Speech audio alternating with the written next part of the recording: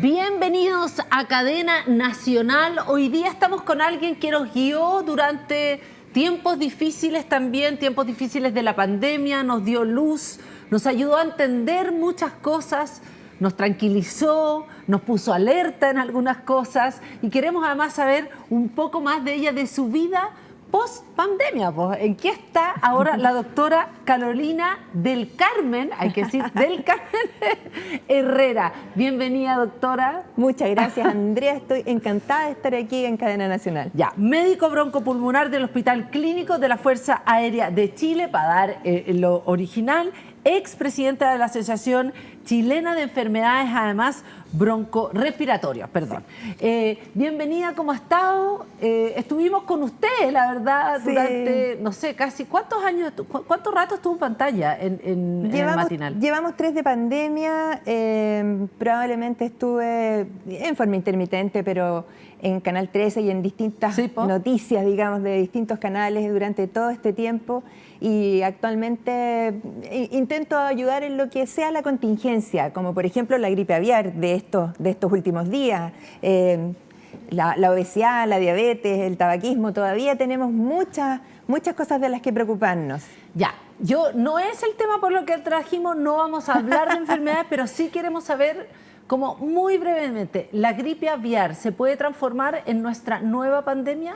Es que es para las aves marinas y para los mamíferos marinos se puede transformar en pandemia, porque traen la influenza A, H5N1, viene con esta flora y con esta fauna silvestre que en las costas hace tierra, digamos, en los gallineros de gente que sus aves empiezan a comportarse de una manera extraña, se ponen cianóticas, azuladas, se decaen, tienen diarrea, aletean y finalmente fallecen.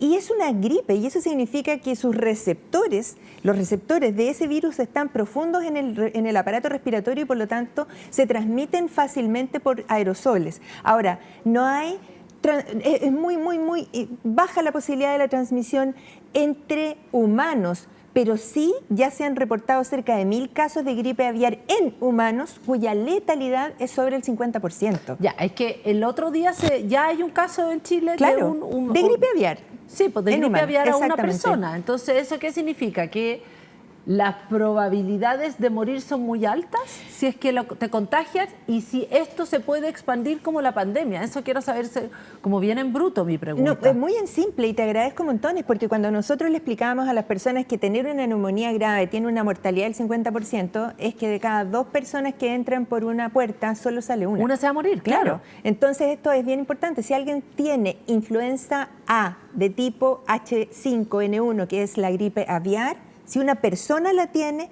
porque tuvo contacto con una gaviota, un pelícano, un lobo marino, o lo que sea, esa persona tiene este riesgo de hacer la enfermedad grave porque se ancla profundamente en los alvéolos y produce neumonía. A diferencia de la influenza estacional, de la que tenemos que decir que es más la contagiosidad, pero menos la letalidad. Ya, pero aquel que tuvo gripe aviar, ¿se pega como la otra, como el COVID? No entre humanos, sino que por el contacto con animales es solamente entre el contacto contaminados. El que tuvo contacto con el ave no puede infectar al otro humano. Si el que tuvo contacto con el ave la tocó, la llevó en su ropa, en su camioneta, las ruedas con lodo fueron salpicando el virus y aerosolizándolo en distintas partes, la transmisión no es de humano a humano por la expiración, por las secreciones, pero es de humano a humano por la conducta. Ya, perfecto, pero no va a pasar lo que pasó por el COVID, que en el fondo alguien estornuda y chas. No, eso no es. No es. Ya. Ok, o sea, en el es que esto es súper importante. O sea, un poco de tranquilidad, ¿o no? Absoluta, en el sentido de que no nos preocupemos, sino que ocupémonos de que nuestras aves de corral o de traspatio no tomen contacto con aves migratorias. Ese es un poco como el concepto, porque de ellas tú no puedes tener control sobre lo que les pasa. Ahora, doctora, y ese era como el anuncio y la invitación.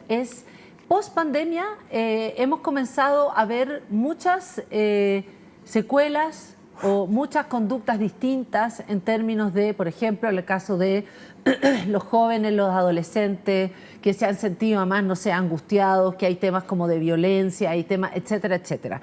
¿Qué es lo que le pasa a alguien como usted, un médico que estuvo durante, no sé, meses contactado con la muerte, con esto de que no sabíamos qué es lo que pasaba?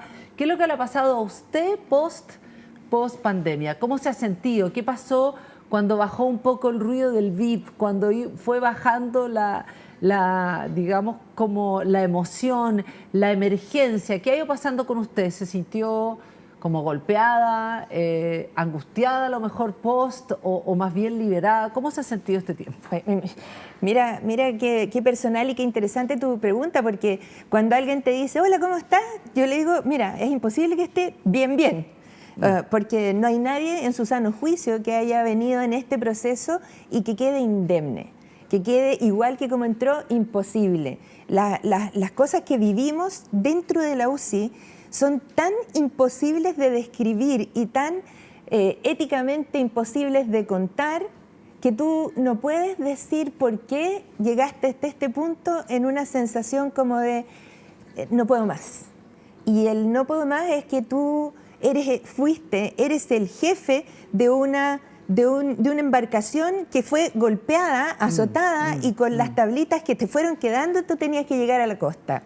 Y yo creo que eso es lo que nos ha pasado a nosotros, la gente que trabaja en intensivo, sobre todo la gente que trabaja en las urgencias, la gente que trabaja en medicina, en lo hospitalario y en los consultorios también, porque aperramos con lo que teníamos, pero no teníamos como un entrenamiento emocional especial para saber qué era ir contándole a una familia entera que ya había muerto su mamá por COVID, que su papá estaba grave y que también se iba a morir, y que más encima dentro de la pieza del enfermo estaba la foto de su perrito y que tú sabías que se iba a morir también y que iba a quedar solo. Entonces la historia humana, ya fuera el perrito Tochi, que esta es una historia real y la contamos en su momento con autorización de la familia, como también... ¿Cuál es la historia? A ver. La historia es esa, dos personas de la tercera edad adorables con sus hijos, en el que el papá el patriarca de la familia tenía un perrazo grande, lindo, hermoso, que se llamaba Tochi y que tenían una foto muy linda, los dos sentados abrazados con su perrito, y entró primero su señora que falleció prontamente, y sus 4 hijos querían de todo corazón que saliera bien su papá, y para eso le pusieron la foto del perrito que la veíamos nosotros y nos animaba, pero él tuvo una larga agonía y falleció también. Entonces nos queda como esas penas y en esa anécdota, en ese recuerdo cariñoso que les mando, ellos saben quiénes son. También tengo ese recuerdo terrible de una embarazada que el día que nació su guagua fue el día que murió su marido. Entonces tú no estás preparado para eso. No estás preparado para que 8 hijas, una familia grande, a través del vidrio, le toquen el vidrio a su papá y le lean cartas que ellas les habían escrito, pero a gritos. Y el papá estuvo 8 horas en agonía. Entonces, nosotros tratando de ver el resto de los pacientes, tratando de contener esa familia, tratando de entender qué íbamos a hacer cuando falleciera, tú no sales de ese turno igual que como entraste. Y esos son, bueno, algunos de los casos en que yo recuerdo que me golpeó mucho, pero también tuvimos casos hermosos en el que tú ves a alguien, un gordito lleno de tatuajes que estaba en prono, que era como ventilábamos a las personas, que es de guatita, es boca abajo, y tú lo veías que peleaba y salió adelante y nos vino a visitar después y era la mitad de la persona que era, pero estaba ahí y así también ha sido muy reconfortante recibir el cariño, por ejemplo, del que un paciente de los primeros que era el que cantaba el himno de la Universidad de Chile, la voz del himno de la Universidad de Chile, que estuvo intubado, ventilado, grave, a punto de morirse y que después me cantó la canción por Zoom. Entonces, como que eso es muy lindo. Ahora, igual es como debe haber sido lo más parecido a estar como en una guerra, yo creo, ¿no? Como la situación en que porque usted dice que son indescriptibles, pero hay un momento inicial, el momento inicial en que sabíamos poco, en que todos sabían poco, sí. Porque había un momento en que, claro, ahora parece, no, sí, pero no había vacunas, no se sabía mucho, donde el desborde tiene que haber sido, además, no tenían las herramientas, no habían llegado las camas, me imagino, y hay un momento además también que hay que tomar una decisión, ¿quién tiene más posibilidades de vivir? Eso es una realidad que pasaron todos los doctores. Eso ha sido así de siempre. De hecho, a mí para el 27F en el terremoto, yo estaba de turno en una UCI y yo tuve que hacer un listado de los pacientes que estaban y cuáles tenían que ser evacuados y cuáles no se iban a evacuar porque no tenían ninguna posibilidad de sobrevivir. O sea, eso ha sido siempre así. En el fondo, el triage de definir quién tiene más posibilidades. Pero yo te diría que en este caso, y mis alumnos de medicina recordarán que una de mis frases era que el que estudió medicina tiene que entender que la hipoxemia mata. La hipoxemia significa la baja de oxígeno en la sangre. Y cuando te baja el oxígeno en la sangre porque tienes comprometido el pulmón o porque te dio un infarto o porque te dio un accidente cerebrovascular, ese paciente está en riesgo en minutos.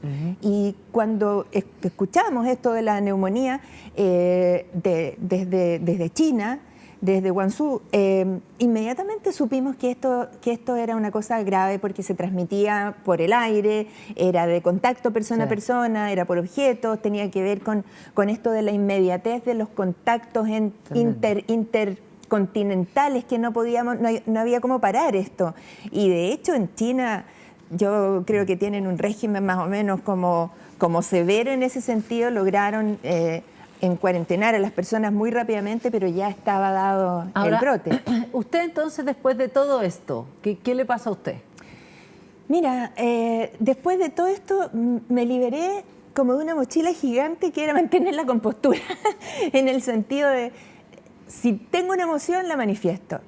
Y una de las cosas que siento que me ha permitido el haber estado en el lugar apropiado en el momento correcto, porque fue como de casualidad que partió la pandemia cuando yo estaba en Bienvenido, en el Canal 13. Siento que la comunicación para mí fue algo que me hace mucho sentido. Ahora que yo ya estoy de tercera edad, yo podría jubilar porque tengo 62 años, pero de los turnos me refiero, porque yo sigo haciendo turnos en la UCI. Entonces siento que ahora tal vez hacia donde tenga que ir es hacia la comunicación, hacia la prevención, hacia decirle a los chilenos, a las personas que viven en este país, que es inaceptable que tengamos los niños más obesos de América.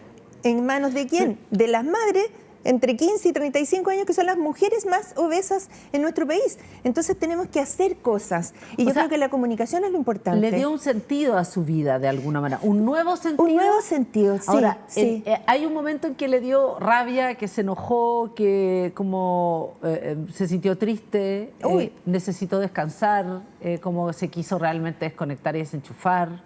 Mira, eso ojalá lo hubiese podido hacer. Yo no he tomado una licencia ni un solo día de mi vida, o sea, cuando tuve a mis hijos y cuando tenía un par de accidentes de tránsito, pero en este tiempo yo siento que he estado presente y no he tomado las vacaciones más que las legales, y aún así aquí cerquita, digamos, porque teníamos que cubrirnos entre nosotros y los intensivistas somos un puñado de gente poca. Que de hecho las personas como que siempre piensan que nosotros somos los urgenciólogos, la gente que corre, que está saltando, que recibe al paciente en la puerta. No, el intensivista es el que hace el aguante, el que está ahí con el paciente 700 días, 7 meses, un año. Hemos tenido pacientes que después de eso finalmente o salen adelante o fallecen, pero es un aguante en que tus habilidades blandas tienen que ir también muy a la par con tu conocimiento clínico médico y también con el cómo convivir con el resto del equipo médico, que no ha sido fácil. Porque para nada. Antes comíamos juntos, nos saludábamos de besos, antes teníamos una vida respetuosa y en silencio el uno del otro, pero ahora si tú te tocó entrar al box del paciente y se te olvidó la mota de algodón, tráeme la mota de algodón, y todo es en un tono que te enerva y que no es fácil de bancarse. Y ahí usted tiene como que tener, ¿en el qué sentido? El tema del grito, del ruido, ¿de qué pasa? Del grito, del que en una UCI, que era una especie de santuario, en que todo estaba calladito y lo único que sonaba era el bip de las alarmas y tú estabas muy atento a eso y todo tenía unos tiempos muy, muy ajustados, porque la UCI es más bien el aguante, la prevención y y sacar al paciente adelante.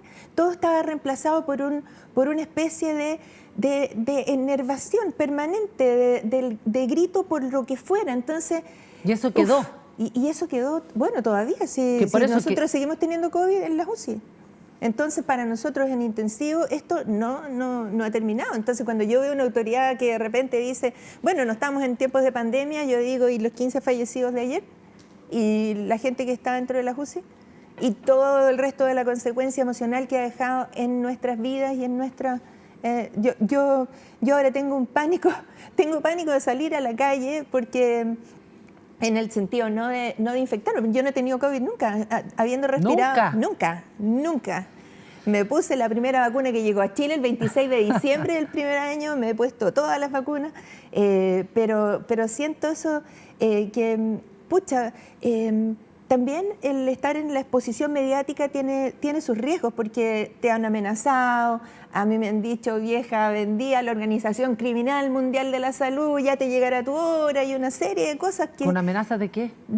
Porque yo llamo a la gente a vacunarse. Por los antivacunas. Claro. No, mira, yo no sé si los englobaría a todos así, sino hay personas que realmente tienen el cerebro con odio. Entonces, para mí, eso también tiene un riesgo. Ahora, usted, después de toda esta experiencia, uno pensaría que ¿a algo le tiene miedo a usted, doctora? ¿A qué le tiene miedo? Bueno, yo no sé nadar, entre otras cosas, pero no. Fíjate que no sé si a algo le tengo miedo, porque si tú vas con el corazón por delante y no tienes cosas que ocultar, alguien puede mirar todos mis impuestos de aquí para atrás desde el primer día. El miedo es algo, el miedo es una cosa que no necesariamente tiene a nada que, o sea, a servicio de impuesto interno le tenemos miedo todos, eso no olvídese, no es eso, es miedos que son atávicos, miedos que no necesariamente son racionales, no tienen que ver con eso. Yo le tengo miedo al tiempo perdido, al tiempo perdido de no haber estado más con mis hijos, ponte tú. ¿Y por qué se emociona por eso? Porque no hay vuelta atrás. Ya fue. Porque la UCI estuvo siempre arriba de todo. Porque era como tenía que ser. Era lo que nos daba la plata para pagar el dividendo, era lo que nos permitía tener una carrera prestigiosa, era lo que te permitía tener también influencia en los demás. Y cuando estaban así de chiquititos mis hijos, yo pasé poco con ellos y me salté el primer día de clase, no les enseñé a nadar yo. Siento que perdí mucho tiempo y no tiene vuelta. Pero hay algunas cosas que tienen vuelta, pero ya pasó el tiempo. ¿Y eso le ha ido pesando cada vez más, cree usted? ¿Es como un dolor que se ha ido acrecentando con el tiempo? Porque claro, es verdad, es tremendo. No tiene vuelta atrás. No tiene vuelta atrás. O sea, en ese sentido no puede reparar. Eso ya está. No hay cómo. Claro, entonces, ¿eso se ha ido acrecentando en usted? ¿Esa sensación de pérdida, ese dolor?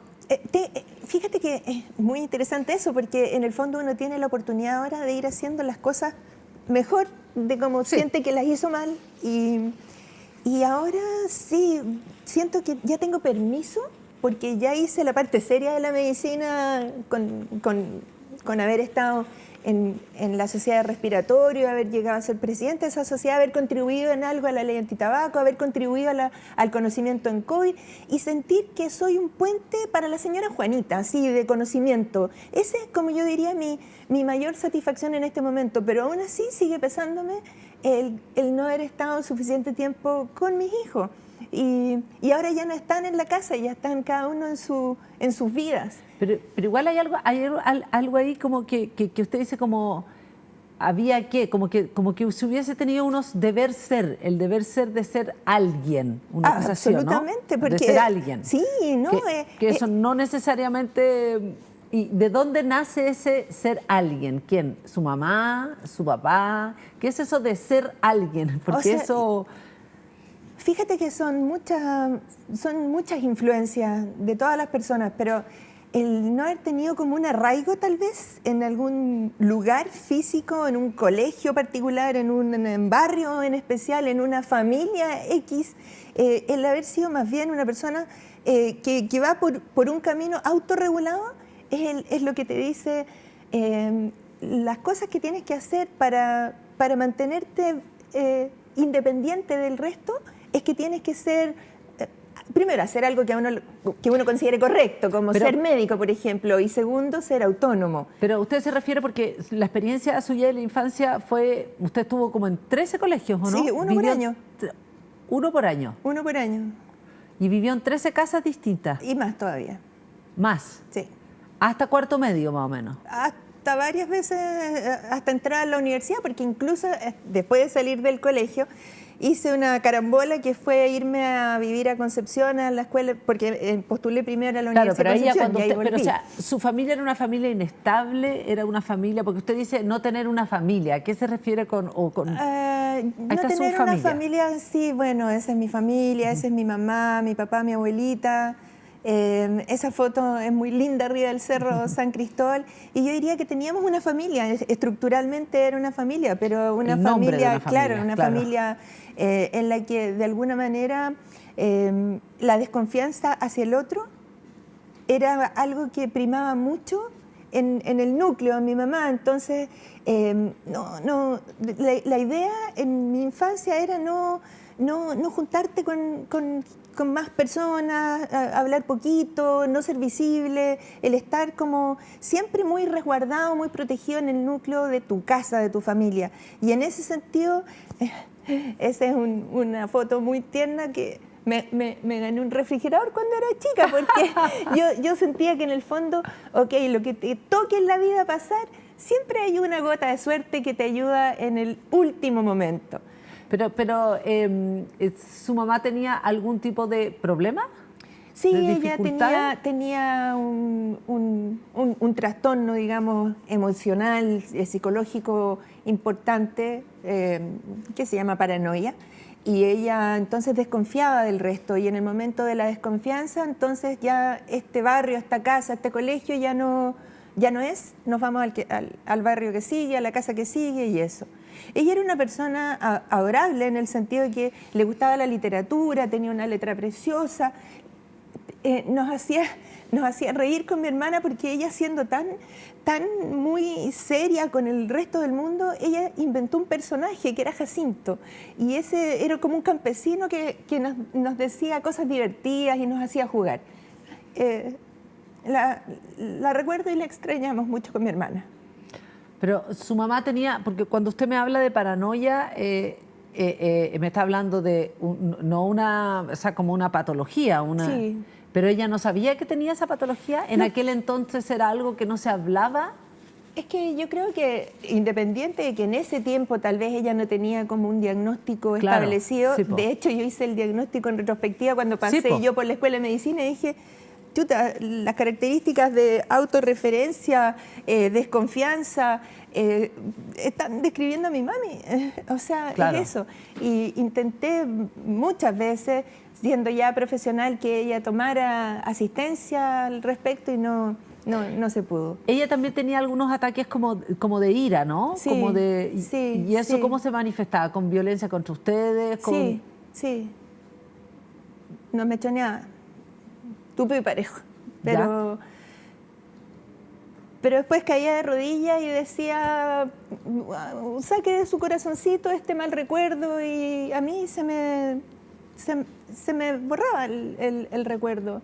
Y de hecho pasaron muchos años hasta un día que me encontré con una compañera de curso de la infancia de alguno de los colegios de la educación básica, y nos sentamos a tomar un café y me preguntó por mi hermana, mi mamá. Y de repente debe haber sido esa conjunción de la voz de ella que me llevó a la infancia y que me dice, ¿y cómo les pegaban a ustedes? Y a mí se me descorrió como un velo y pude ver hacia atrás. Y lo entendí que eso había ocurrido, pero que también me lo tenía que sacar en algún minuto como un lastre. Y por supuesto, cuando cuando nos casamos con mi marido, él como que conocía de esta dinámica que había en mi casa, y cuando yo estaba embarazada de mi primer hijo se acercó muy despacito, bueno, el psiquiatra, y me dice, Carito, a los niños no se los toca, se los educa. Y yo, por supuesto, jamás le puse pero ni un dedo a uno de mis hijos porque entendí claramente el mensaje. Ahora, igual, eso es el trauma, ¿no? O sea, el trauma opera también desde una manera en que yo me imagino que sobre todo en la infancia, cuando son así, cuando los episodios han sido muy violentos, cuando las experiencias han sido muy fuertes, se bloquean, pues, ¿no? Sí, claro, y por eso que el trauma de cualquier violencia, así haya sido un episodio único o varios, de alguna manera solo va a salir cuando la persona esté en condiciones de mirar eso hacia atrás. Yo tuve un sueño una vez que fue muy decidor y que era que yo nunca he estado en la Plaza de San Pedro en Roma, nunca he estado ahí, pero la conozco. Y una vez sentí que yo estaba con un montón de gente mirando y estábamos exactamente los mismos mirándonos, pero que en el otro lado la única que estaba de espaldas era yo. Entonces eso me habló el inconsciente en el fondo y era como que, bueno, tú date vuelta y enfrenta a tus temores y tus miedos. O sea, a tus demonios también, pues, a tu claro. pasado, a tu historia en el fondo dolorosa, a la historia, ¿no? de vida que te tocó, pero ya te tocó y ya fue. Entonces para mí siempre, hicimos andar este barquito por este mar tormentoso, nos quedaron 4 tablas, pero llegamos al otro lado. Y eso es lo importante. Bueno, ahí está mi hermana Moni, que es mi heroína personal. Ella es mi mejor persona de la vida. Todos los días me manda un saludo en la mañana ella. Ahora, el tema de la confianza debe ser un tema muy difícil porque eso es como lo básico que tienen los seres humanos. Claro, ¿no? O sea, para poder circular en el mundo, la confianza es como el piso, ¿no? Desde luego. Y una vez escuché una conferencia que dio un montañista que fue director de Canal 13, que es de Rodrigo Jordán. Rodrigo Jordán. Entonces, la confianza en el montañismo es tan increíble como que tú tienes que confiar que el que puso el garfio allá, el gancho, tienes que creer que hizo eso para bien, que es lo mismo que siento yo que nosotros le transmitimos a nuestros familiares y a nuestros pacientes. Créale al doctor que estuvo ayer y créale el que va a estar mañana, porque en la cadena de confianza está lo bonito. Y así, en esa conferencia de Jordán, también dijo una cosa hermosa. Dijo, entre 2 personas que ponen ese gancho por el que tú vas a arriesgar la vida, voy a elegir siempre el que esté adelante sobre aquel que sonría más. Y el que tenga, claro, porque en el fondo tú quieres lo técnico, pero también quieres como la felicidad, la empatía, el estar ahí. ¿Vamos a seguir conversando? ¿Le parece? Por supuesto. Vamos a una breve pausa, veamos lo que tiene para decirnos WOM y estamos de regreso acá en Cadena Nacional. Porque nadie da más que tú. En WOM seguimos dándote más. Pórtate a los planes más y agrega planes adicionales con los mismos beneficios del plan original por solo $4,990 cada uno por 6 meses. Elige y pórtate. WOM, nadie te da más.